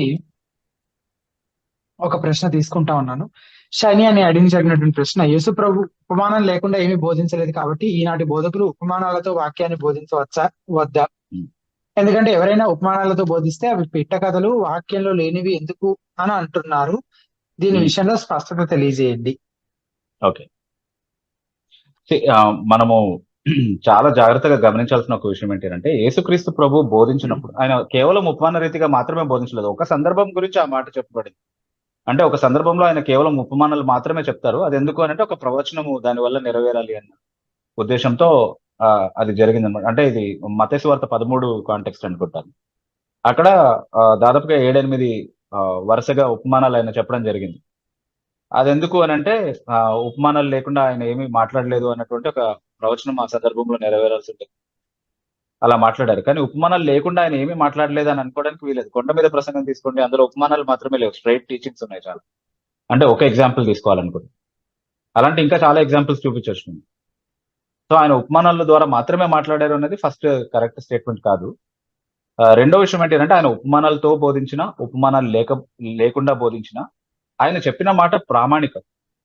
ఆయన చెప్పినటువంటి ఉపమానమే సిద్ధాంతం అయిపోతుంది. అంటే ఉపమానం నుండి వచ్చేటటువంటి నియమాలు ఏవైతే ఉంటాయో, లేకపోతే ఆయన నేర్పించాలని ఉద్దేశించినటువంటి పాఠాలు ఏవైతే ఉంటాయో, అవే సంఘం అన్వయించుకోవాల్సినటువంటి సిద్ధాంతాలు. ఓకే, కానీ అలా వాక్య ప్రమాణం అంటే ఆయన అధికారంతో బోధించినటువంటి విధంగా ఈరోజు ఇది ప్రమాణం అని చెప్పగలిగేటటువంటి బోధ అందించగలిగేటటువంటి వాళ్ళు ఎవరూ లేరు. సో మనం గుర్తుపెట్టుకోవాల్సింది ఏంటి అని అంటే, మన ఉపమానాలు వాడకూడదు అని కాదు, ఇల్లస్ట్రేషన్స్ వాడకూడదు అని మనం ఎప్పుడు చెప్పము. ఖచ్చితంగా ఒక విషయాన్ని అర్థం చేసుకోవడానికి ఒక ఇల్లస్ట్రేషన్ వాడడం అనేది ఎప్పుడు హెల్ప్ఫుల్ గానే ఉంటుంది. కానీ ఆల్రెడీ వాక్యంలో చేయబడినటువంటి ఒక బోధని వివరించడం కోసం ఒక ఉపమానాన్ని వాడచ్చు, ఒక ఉదాహరణ వాడచ్చు, ఒక దృష్టాంతాన్ని వాడచ్చు. కానీ ఒక కథ చెప్పి దాంట్లో ఉన్నటువంటి నీతి తీసుకొచ్చి వాక్యంలో ఉన్నటువంటి ఏదో ఒక వచనంతో ముడిపెట్టి, ఈ కథలో ఈ నీతి వచ్చింది కాబట్టి, వాక్యంలో ఉన్నటువంటి ఈ మాటతో ఇది కలుస్తున్నట్టుగా అనిపిస్తుంది కాబట్టి ఈ సిద్ధాంతాన్ని మన సంఘంలోనికి ప్రవేశపెట్టొచ్చు అని ఎవరైనా అనుకుంటే అది మాత్రం పొరపాటు. అలా చేస్తున్నారు చాలా వరకు. ఓకే, అలా చేసే ప్రయత్నం చాలా మంది చేస్తా ఉన్నారు. సో ఉపమానాల వినియోగాన్ని సరిగ్గా నేర్చుకోవాలి మనం. ఆల్రెడీ ఉన్న ఒక విషయాన్ని బోధించడానికి ఉపమానాన్ని వాడొచ్చు, కానీ నేను ఒక ఉపమానం చెప్పి ఒక నియమాన్ని ఎక్స్ప్లెయిన్ చేయగలిగాను కాబట్టి అది వాక్యానుసారమైనటువంటి బోధగా అంగీకరించబడాలన్న ధోరణిలో ఏదైతే మాట్లాడుతున్నారో అది మాత్రం మనం తీసుకోవాలి. ఓకే, ఒక సింపుల్ ఎగ్జాంపుల్ చెప్పాలంటే, ఇప్పుడు ఒక మనిషి గోతిలో పడిపోయి ఉన్నాడు, ఆయన్ని రక్షించడానికి పైనుంచి ఒక వ్యక్తి తాడేస్తున్నాడు. ఇప్పుడు నెక్స్ట్ అతను బయటికి రావాలంటే ఏం చేయాలి? ఆ తాడు పట్టుకొని బయటికి రావాలి. అతను పట్టుకోవట్లేదు కాబట్టి అతను రక్షింపబడడానికి అవకాశం ఉండట్లేదు. అలాగే దేవుడు కూడా పైనుంచి తాడేస్తున్నాడు అంటే ఆయన చేయగలిగిందంతా కూడా చేశాడు. ఇప్పుడు మానవుడు చేయాల్సినది ఆయన చేస్తే రక్షింపబడతాడు, చేయట్లేదు కాబట్టి రక్షింపబడట్లేదు అన్నటువంటి బోధ తీసుకొచ్చే ప్రయత్నం చేస్తారు ఈ ఉపమానం చెప్పి. కానీ అది చాలా అసమగ్రమైనటువంటి వివరణ మానవుని స్థితి గురించి. బైబిల్ వెలుగులో సరైనటువంటి ఉపమానం వాడాలంటే ఎలా ఉంటది అని అంటే, మానవుడు గోతిలో పడిపోయి ఉన్నాడు, ఆ గోతితో ప్రేమలో పడిపోయినటువంటి స్థితిలో ఉన్నాడు, ఆ గోతినే ప్రేమిస్తున్నాడు, పైనుంచి తాడేసేటటువంటి దేవుడు అతనికి శత్రువుగా ఉన్నాడు. కాబట్టి దేవుడు అతని హృదయంలో మార్పు తీసుకొచ్చి ఆ తాడు పట్టుకునే విధంగా తనని ఆకర్షిస్తేనే తప్ప అతను పట్టుకోలేడు అనేది బైబిల్ ఇచ్చేటటువంటి బోధ. అట్లా సమగ్రమైనటువంటి వాక్య అవగాహన లేకుండా వాళ్ళ మనసులో ఉన్నటువంటి ఒక ఆలోచనని సంఘం పైన రుద్దడం కోసం ఉపమానాలు వాడుతున్నారు చాలా మంది. సో అలాంటిది చేయకుండా జాగ్రత్త పడాలి. జస్ట్ ఒక ఎగ్జాంపుల్ గా చెప్పండి. తర్వాత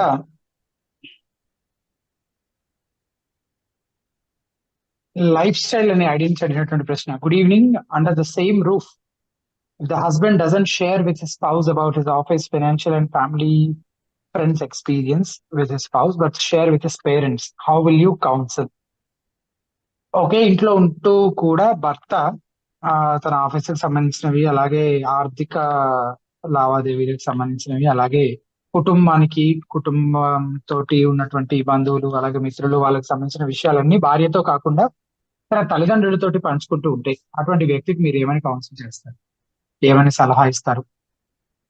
అంటే ఇది ఒక ఇన్కంప్లీట్ సిచ్యువేషన్ యాక్చువల్ గా. అంటే ఆ భార్య గురించి మనకేమీ తెలియదు, ఆ భర్త గురించి మనకేం తెలియదు, ఆ తల్లిదండ్రుల గురించి మనకేం తెలియదు. సో ఆవిడ ఎంతవరకు ఫెయిత్ఫుల్ వైఫ్, ఆయన ఎంతవరకు క్రిస్టియన్ ప్రిన్సిపల్స్ ని అర్థం చేసుకున్నాడు అన్నటువంటి విషయాలు మనకు తెలియదు. ఓకే, సో సో ఒక జనరలైజ్డ్ రూల్ ఇక్కడ చెప్పడానికి అయితే వీలు పడదు. యాజ్ ఎ జనరల్ రూల్ ఒక క్రిస్టియన్ ఫ్యామిలీలో ఉండాల్సినటువంటి నియమం ఏంటి అని అంటే, భార్యాభర్తలది చాలా యునిక్ రిలేషన్షిప్. వాళ్ళిద్దరి మధ్యలో ఎలాంటి సీక్రెట్స్ ఉండకూడదు. అలా అని చెప్పి పేరెంట్స్ తో ఏమీ పంచుకోకూడదని చెప్పడానికి వీలు పడదు. పేరెంట్స్ కూడా మంచి కౌన్సిలర్స్ గా ఉండే అవకాశం ఉంటుంది చాలా సార్లు. సో వైఫ్ పేరెంట్స్ అయితే, గాడ్లీ పేరెంట్స్ అయితే వాళ్ళ కౌన్సిల్ తీసుకోవడం తప్పేం కాదు. కానీ హస్బెండ్ అండ్ వైఫ్ మధ్యలో ఉన్నటువంటి యునిక్ రిలేషన్షిప్ మధ్యలో మాత్రం ఎవరు రావడానికి వీల్లేదు. వాళ్ళిద్దరి మధ్యలో ఎలాంటి సీక్రెట్స్ ఉండకూడదు. That is a general rule actually. కానీ ప్రూవెన్ అన్ఫెయిత్ఫుల్నెస్ ఉన్నప్పుడు ఒక స్పౌస్ విషయంలో, అలాంటి ఒక సిచ్యువేషన్ లో మనం ఈ జనరల్ రూల్ తీసుకెళ్లి లేదు నీ వైఫ్ ఒకవేళ నువ్వు డూట్ చేయాలనే ప్లాన్ తో ఉన్నా కూడా నువ్వు ఖచ్చితంగా ఆమెకు చెప్పాలి. లేకపోతే నీ హస్బెండ్ నీకు ప్రాణాపాయం తలపెట్టేటటువంటి స్థితిలో ఉన్నాడు, అయినప్పటికీ కూడా ఆయనకి సీక్రెట్స్ ఏమీ లేకుండా అన్ని విషయాలు నువ్వు పంచుకోవాలి అన్నటువంటి నియమాన్ని మనం పెట్టలేం. సో అందుకే సిచ్యువేషన్ కంప్లీట్ గా మనకు తెలియదు అని అన్నా. Okay, but as a general rule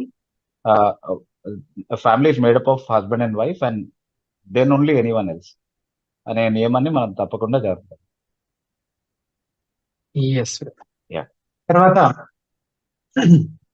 tiny అనే నుంచి అడిగినటువంటి రెండో ప్రశ్న, మొదటి సమూయేలు గ్రంథం 16వ అధ్యాయం 17 నుండి 23లో దావీదు సౌలు దగ్గర సితారా వాయిస్తూ ఆయుధాలు మోసేవాడు అని సౌలుకు తెలిసినప్పటికీ 17వ అధ్యాయం 58వ వచనంలో దావీదు గొలియాతును చంపిన తర్వాత సౌలు మరలా దావీదును నువ్వు ఎవని కుమారుడవు అని ఎందుకు అడిగాడు? అదే ప్రశ్న. అంటే ఇప్పుడు ఇంతకు ముందు ఆయన మంచి సంగీతం వాయించేటటువంటి వ్యక్తిగా ఉన్నాడు. ఆయన అవసరమైనప్పుడు రాజుకు అవసరం ఉందని చెప్పి ఎవరో ఒక వ్యక్తిని తీసుకొచ్చి అతనికి ఉన్నటువంటి తలాంతును వాళ్ళు వాడి ఉండొచ్చేస్తారు. కానీ ఇప్పుడు నువ్వు ఎవని కుమారుడివి అని అతని వేరబౌట్స్, అతని డీటెయిల్స్ అన్ని అడిగి తెలుసుకుంటున్నటువంటి సందర్భం ఏంటి అంటే, ఆయన్ని రిక్రూట్ చేసుకుంటున్నాడు. అంటే ఇంకా సీరియస్ రెస్పాన్సిబిలిటీస్ ఆయనకి అప్పగించేటటువంటి ఒక సందర్భం అనమాట. సో అప్పుడు ఖచ్చితంగా ఆయన డీటెయిల్స్ అన్ని కూడా తెలుసుకోవాల్సినటువంటి అవసరత, పూర్తిగా పరిచయం చేసుకోవాల్సినటువంటి అవసరత ఉంది. లేకపోతే రాజదర్బార్కి చాలా మంది వచ్చి వాళ్ళ టాలెంట్స్ డిస్ప్లే చేసి రాజు ఇచ్చేటటువంటి చిన్న గిఫ్ట్స్ ఏవో తీసుకుని వెళ్లే వాళ్ళు ఉంటారు. వాళ్ళందరి రికార్డ్స్ రాజుకు అవసరం లేదు. ఓకే, సో రెండు వేరు సిచ్యువేషన్స్. రాజు ఈ వ్యక్తితో లాంగర్ రిలేషన్షిప్ లోకి ఎంటర్ అవ్వబోతున్నాడు కాబట్టి అతని గురించినటువంటి డీటెయిల్స్ అడిగి తెలుసుకుంటాం. తర్వాత జోసెఫ్ బేగరీ అనే నుంచి అడిగినటువంటి ప్రశ్న, సౌలు రాజును దేవుడు నిరాకరించి దావీదుని ఎన్నుకున్నప్పుడు అప్పటికి దావీదు పుట్టాడా లేదా అనేది ప్రశ్న. Sorry, can you please repeat the question again? Saul రాజును దేవుడు నిరాకరించి ఓకే దావీదుని ఎన్నుకున్నప్పుడు అప్పటికి దావీదు పుట్టాడా లేదా? పుట్టాడు కదా. అంటే ఎందుకు ఆ క్వశ్చన్? అంటే పుట్టలేదు అని చెప్పడానికి ఏం బేసిస్ ఉంది మనకి? అంటే ఆ క్వశ్చన్ అడగడానికి ఉన్న రీజన్ ఏమైనా స్టేట్ చేస్తుంటే, ఫలానా వచనాన్ని బట్టి ఆ డౌట్ వస్తుంది అని ఏమైనా చెప్తుంటే దాన్ని మనం ఎక్కువగా ఆలోచించే అవకాశం ఉంటుంది. But it's very plain question కదా. అంటే పుట్టలేదు అని అనుకోవడానికి ఏం రీజన్ లేదు. ఓకే, తర్వాత ఎంఎస్ అజయ్ కుమార్ అని నుంచి అడిగినటువంటి ప్రశ్న, brother, how can I know that I'm filled with spirit? What is the measurement or test for it? Is Galatians 5:22 only test? Can't we see those in other people? Let's say for our discussion gentiles. అంటే నేను ఆత్మచేత నింపబడ్డాను అని ఎట్లా తెలుసుకోవాలి? దానికి ఒక పరీక్ష లేదా కొలమానం అంటూ ఏమైనా ఉందా? గలతీ 5:22 దాన్ని పరీక్షగా అనుకోవాలా? ఒకవేళ అట్లా అనుకోవాలనుకుంటే అన్నిల్లో కూడా దాని తాలూకా విషయాలు కొన్ని కనబడుతూ ఉంటాయి కదా. మొట్టమొదటిగా పరిశుధాత్మ ఒక వ్యక్తిలో చేసేటటువంటి కార్యం ఏంటి అంటే అతన్ని తిరిగి జన్మింపజేసేటటువంటి అద్భుతాన్ని జరిగిస్తారు. ఒక వ్యక్తి తిరిగి జన్మిస్తేనే తప్ప అతను దేవుని రాజ్యంలోనికి ప్రవేశించడం. అంటే దేవుని రాజ్య సంబంధమైనటువంటి ఏ విషయంతో అయినా యథార్థమైన సంబంధంలోనికి ఒక వ్యక్తి నడిపించబడాలి అని అంటే దేవునితో అతనికి తెగిపోయినటువంటి ఆ సంబంధం మళ్ళీ పునరుద్ధరించబడాలి. అది కేవలం చనిపోయినటువంటి మన ఆధ్యాత్మిక స్థితిని బాగు చేయడం ద్వారా, అంటే మరణం నుండి జీవంలోనికి మనం దాటే ఆ అద్భుతాన్ని పరిశుధాత్మ మన అంతరంగంలో జరిగించడం ద్వారా మాత్రమే అది జరగడం సాధ్యం. కాబట్టి అదేంటి, శరీర మూలంగా పుట్టినది శరీరమును, ఆత్మ మూలంగా పుట్టినది ఆత్మయునై ఉన్నది అన్న మాట ప్రకారం దేవుని సంబంధులందరూ కూడా ఆధ్యాత్మికంగా సజీవులు. వాళ్ళు ఆత్మచేత జీవింపజేయబడినటువంటి వారు. కాబట్టి తిరిగి జన్మించేటటువంటి అద్భుతాన్ని దేవుడు పరిశుద్ధాత్మ ద్వారా మొదట ఒక వ్యక్తి అంతరంగంలో జరిగిస్తారు. సో నేను పరిశుద్ధాత్మను పొందాను అని చెప్పడానికి బలమైనటువంటి రుజువు ఏంటి అంటే, నేను యేసుక్రీస్తు ప్రభువును విశ్వసించి మారు మనసులోనికి వచ్చి మారు మనసు ఫలములు ఫలించేటటువంటి దిశగా ఆ పురోగమిస్తూ ఉంటారు. అది పరిశుద్ధాత్మ ఖచ్చితంగా నాలో ఉన్నాడు అని చెప్పడానికి బలమైనటువంటి ఆధారం. సో అందులో భాగంగా గలతీ పత్రిక 5:22 కూడా వస్తుంది. అన్నిల్లో ఉన్నవి ఆత్మ ఫలం అని చెప్పడానికి వీల్లేదు. మనం అర్థం చేసుకోవాలి. సహజంగా కూడా మనలో కొన్ని మంచి లక్షణాలు, మనం అలవర్చుకున్నటువంటి మంచి లక్షణాలు అంటే సామాజిక కారణాలని బట్టి కావచ్చు, లేకపోతే ఇతర కారణాలని బట్టి కావచ్చు, కొన్ని మంచి అని లోకం గుర్తించేటటువంటి నీతి కార్యాలు మనం చేసే సామర్థ్యం మనలో ఉంటది. కానీ ఆత్మ మనలో కలిగించేటటువంటి ఫలం అనేది అవన్నిటికంటే మించిన స్థాయిలో ఉంటుంది. అది శరీర క్రియలను చంపేటటువంటి ఒక నియమంగా మనలో నాటబడినటువంటి ఒక విషయంగా చెప్పబడింది. అంటే గలతీ పత్రిక 5:22 మాత్రమే తీసుకోకుండా 5:17 నుండి మనం చదువుకుంటూ వెళ్తే అక్కడ శరీర క్రియలు, ఆత్మ ఫలము, తర్వాత వాటి మధ్యలో జరిగేటటువంటి యుద్ధాన్ని గురించి వర్ణిస్తూ మాట్లాడుతూ ఉన్నది. సో ఆ యుద్ధ అనుభవం ఏదైతే ఉంటుందో, ఆ రెండు స్వభావాల మధ్యలో జరిగేటటువంటి ఆ కాన్ఫ్లిక్ట్ ఏదైతే ఉందో, ఆ ఎక్స్పీరియన్స్ కేవలము దేవుని బిడ్డలో మాత్రమే జరుగుతుంది. అది పరిశుద్ధాత్మ ఒక వ్యక్తిని తిరిగి జన్మించడం ద్వారా, అతనిలో నూతన స్వభావం కలగజేయడం ద్వారా కలిగినటువంటి పర్యావసనం. So that is the strongest evidence that the holy spirit involves. Yes brother. తర్వాత చర్య అని ఐడించి అడిగినటువంటి రెండో ప్రశ్న, ఎలీషాను బాలురు అపహాస్యం చేశారని వారిని ఎలీషా శపించగానే ఎలుగుబంట్లు వచ్చి వారిని చీల్చివేస్తాయి. దీనిని కొంతమంది చిన్నపిల్లలు తెలియని వయసులో అలా చేశారని, వారిని శపించి అలా చేయడం సరైనది కాదని అంటున్నారు. దీని గురించి తెలియజేయండి. అది ప్రశ్న. ఓకే. సో అంటే ఒకటైతే చిన్న పిల్లలు అన్నప్పుడు వాళ్ళ వయసు ఏమి చెప్పబడలేదు. అక్కడ చిన్న పిల్లలు అని ఏం రాయబడలేదు నాకు తెలిసినంత వరకు. కొంతమంది యవనస్తులు, బాలులు, people who know the nature of what they are doing అన్న సెన్స్ లోనే మనం దాన్ని అర్థం చేసుకోవాలి ఖచ్చితంగా. ఎందుకంటే దేవుడు అన్యాయంగా వాళ్ళు తెలియకుండా చేసినటువంటి ఏదో తప్పుకి వాళ్ళకి అలాంటి శిక్ష విధించాడు అని అనుకోవడానికి అవకాశం లేదు కాబట్టి. అలాగే నిర్హేతుకంగా పెట్టబడినటువంటి శాపము ఫలించదు అన్నటువంటి మాటలు లేఖనాలు చాలా స్పష్టంగా చెప్తా ఉన్నాయి కాబట్టి అక్కడ న్యాయమైనటువంటి హేతు ఉండే ఆ శాపము వాళ్ళ మీదకి వచ్చి ఉండాలి. ఎలుగుబంట్లు వచ్చి నిజంగానే వాళ్ళని చంపడం అనేది జరిగి ఉండాలి. అలా కాకుండా అది జరిగే అవకాశం లేదని వాక్యమే స్పష్టత ఇస్తా ఉంది కాబట్టి they must be in stage where they were accountable. They must have been in an age where they are accountable and they knew the nature of what they were doing. Yes. తర్వాత Joseph బేగరీ అని అడిగిన మరో ప్రశ్న, Hebrew 4:9 దేవుని ప్రజల కోసం విశ్రాంతి నిలిచి ఉన్నది అని ఉంటుంది. దీని గురించి తెలియజేయండి. అంటే విశ్రాంతి దినానికి క్రీస్తే నెరవేర్పు అన్నటువంటి మాట చెప్తూ హెబ్రీ పత్రిక సందర్భంలో యేసుక్రీస్తు ప్రభువు నందు ఉన్నటువంటి వారికి యథార్థమైనటువంటి విశ్రాంతి లభించింది. ఎందుకంటే వారు నిత్య విశ్రాంతిలోనికి ప్రవేశిస్తారు. వాళ్ళకి నిత్య జీవం రావడం కారణంగా వాళ్ళు క్రియల పైన ఆధారపడకుండా ఉచితంగానే వాళ్ళ క్రియల నుండి విశ్రాంతి తీసుకొని క్రియలతో పని లేకుండా రక్షణ అనేటటువంటి ఆ విశ్రాంతిలోనికి ప్రవేశించగలరు. అది క్రీస్తులో సంపూర్ణంగా నెరవేర్చబడింది కాబట్టి అప్పటి వరకు ఉన్నటువంటి విశ్రాంతి దిన ఆచారం కూడా క్రీస్తులో ఉన్నటువంటి ఈ సంపూర్ణ నెరవేర్పుకే ఛాయగా ఉండింది అన్నటువంటి కోణంలో హెబ్రీ గ్రంథకర్త దాన్ని చెప్తా ఉన్నాడు. అయితే ఒక విశ్రాంతి దినం నిలిచి ఉంది అన్నది మనం ఇంకను ప్రవేశించబోయేటటువంటి ఆ నిత్య విశ్రాంతి ఏదైతే మనం అనుభవపూర్వకంగా ఇంకా ప్రవేశించలేదో, ఏదైతే భవిష్యత్తులో బయలుపరచబడుతుందని అపోస్తలులు చెప్తూ వచ్చారు. అంటే యేసుక్రీస్తు ప్రభు రాకడ నుండి మొదలయ్యేటటువంటి ఆ నిత్యత్వంలో ఉండేటటువంటి అనుభవం ఏదైతే ఉందో దాని గురించి మాట్లాడుతున్నాడు అని ఖచ్చితంగా అర్థం చేసుకోవాలి. తర్వాత ఆదిత్య వేమూరి అనే ఐడి నుంచి, ప్రైజ్ లార్డ్ అన్న, what does it mean by lord is spirit in 2 Corinthians 3:17 considering modalism aspect? I am a trinitarian. Thank you. నేను సిద్ధాంతాన్ని నమ్మేటువంటి వ్యక్తిని. అయితే కొరింథీయులకు రాసిన 2వ పత్రిక 3వ అధ్యాయం 17వ వచనంలో ప్రభు, ఆత్మ అనే మాటలు వాటిని ఎలా అర్థం చేసుకోవాలి, మరి ముఖ్యంగా మోడలిజం అనే దాని తెలుగులో ఎట్లా అర్థం చేసుకోవాలి? అంటే యాక్చువల్లీ పరిశుధాత్మ కాంటెక్స్ట్ లోనే అది మాట్లాడుతున్నాడు. అంటే మీరు పరిశుధాత్మ మీలో ఉన్నాడని, మీరు దేవుని ఆలయమై ఉన్నారని మీరు ఎరగరా అని చెప్తూ ఆ పరిశుధాత్మనే ప్రభువు అని సంబోధిస్తా ఉన్నాడు. అంటే ఎలాగైతే యెహోవా ప్రభువు అని పిలువబడ్డాడో, ఎలాగైతే యేసుక్రీస్తు ప్రభువు అని పిలువబడ్డాడో, అలాగే పరిశుధాత్మ కూడా ప్రభువు అని పిలువబడినటువంటి చాలా సందర్భాలు. ఇక్కడ మాత్రమే కాదు, ఇంకా చాలా సందర్భాల్లో అది మనం చూస్తా ఉన్నాం. మొదటి కొరింథీ పత్రిక 12వ అధ్యాయంలో 4, 5, 6 వచనాలు చదివినప్పుడు ఒకే ప్రభువు, ఒకే ఆత్మ, ఒకే దేవుడు అన్నటువంటి మాటలు ఏవైతే చెప్పబడ్డాయో అవన్నీ కూడా పరిశుద్ధాత్మ గురించే చెప్పబడినటువంటి మాటలు. సో ఆయనకు ఉన్నటువంటి టైటిల్స్ అంటే ఎలాగైతే తండ్రికి కుమారుడికి యెహోవా అన్న నామం ఉందో, అలాగే పరిశుద్ధాత్మకు కూడా యెహోవా అన్న నామం ఉంది. ఎలాగైతే తండ్రి కుమారుడు దేవుడు అని సంబోధించబడ్డారో, అలాగే పరిశుద్ధాత్మ కూడా దేవుడు అని సంబోధించబడ్డారు. అలాగే ఎలాగైతే తండ్రి కుమారుడు ప్రభు అని సంబోధించబడ్డారో, అలాగే పరిశుద్ధాత్మ కూడా ప్రభు అని సంబోధించబడ్డాడు. దానికి ఒక ఇన్స్టెన్స్ మాత్రమే ఇది.